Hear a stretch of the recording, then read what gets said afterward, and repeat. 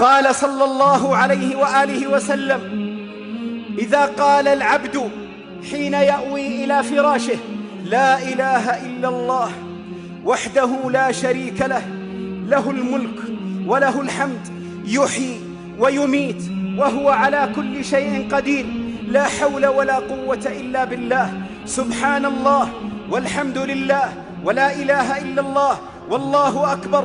إذا قالها العبد ما الذي يحصل له؟ قال عليه الصلاة والسلام: فيغفر الله له ذنوبه كلها وإن بلغت مثل زبد البحر.